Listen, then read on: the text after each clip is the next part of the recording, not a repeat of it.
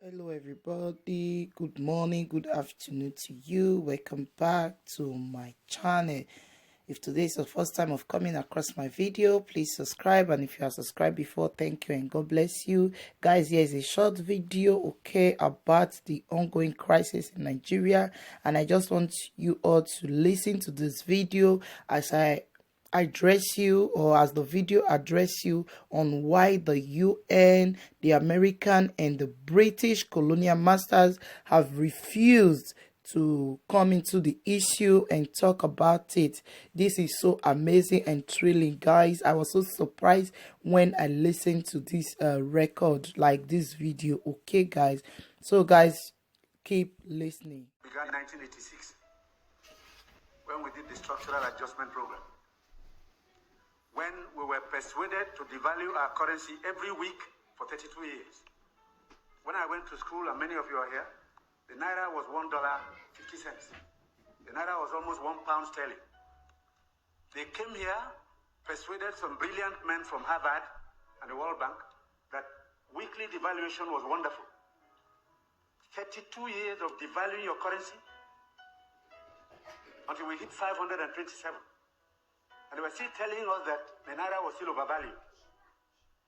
That brought poverty, misery upon us. Then interest rates went to 30%. So nobody could build a factory, start a farm, produce anything, or create jobs.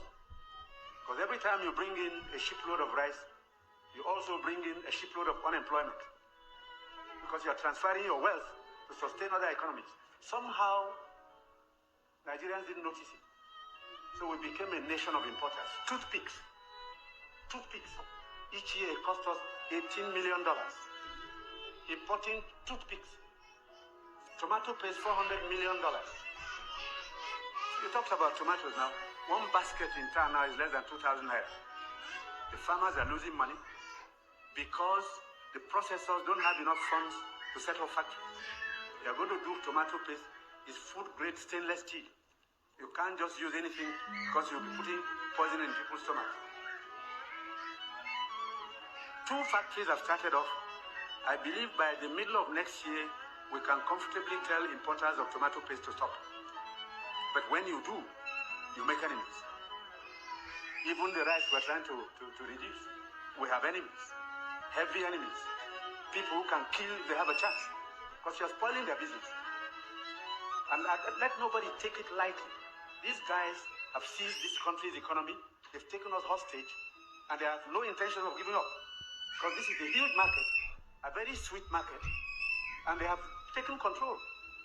I'm saying it because I have been in this business for 41 years and I can tell you some history. Abdullah Adamu is here. Import milk, sugar, toothpaste, handkerchiefs, pencils. We don't make. To cure Nigerians of that malady will take a while. It will take a strong government. That's the truth. And they're not happy that we're cutting down. When we cut down, they lose money there. So you see all sorts of publications. We're telling lies. We're not growing rice.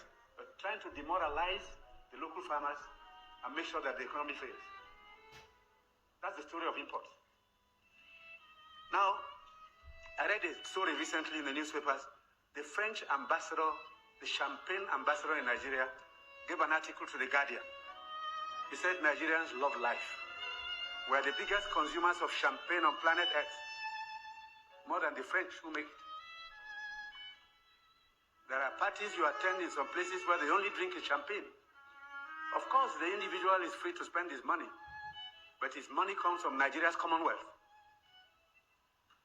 So on imports, it will take a while for us to get used to local goods and accept that we should consume what we produce and produce what we want to consume. So I take your point. We have to take 10 measures to cut down on imports because these young boys and girls who have no jobs today are not going to allow us to carry on enjoying life at their expense. They need jobs. They need jobs. They are children. They've graduated, they've come back home to begin a second childhood because there's no factory to employ them. And the ministries can't take any more. But somebody is making sure you fail when you want to produce at home.